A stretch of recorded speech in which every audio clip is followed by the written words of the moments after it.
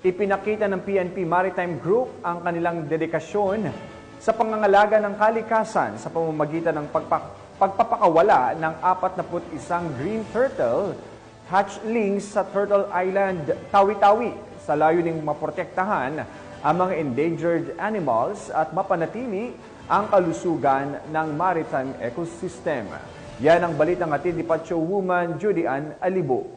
Ang 1st Special Operations Unit ng PNP Maritime Group sa pamumuno ni Police Lieutenant Colonel Betchel B. Abagcoy ay nagpakawala ng 41 na green sea turtle hatchlings sa Barangay Poblacion Turtle Islands, Tawi-Tawi, katuwang ang Ministry of Environment, Natural Resources and Energy bilang bahagi ng adhikain ng PNP sa pangangalaga ng kalikasan.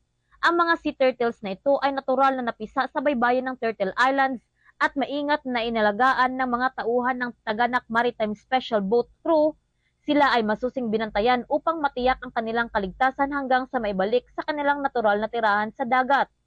Ang proyektong ito ay hindi lamang nagpapakita ng malasakit sa mga nanganganib na uri, kundi sumasalamin din sa mas malawak na layunin ng PNP na gumawa ng mabubuting gawain para sa kapaligiran at komunidad.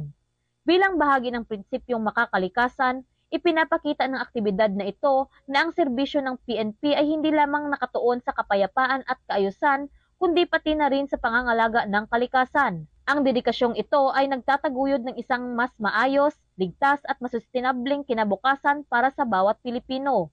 Ang mga inisyatibang tulad nito ay nagbibigay diin na ang ating kapulisan ay tunay na katuwang sa pagsulong ng isang mas malinis at maayos na kapaligiran.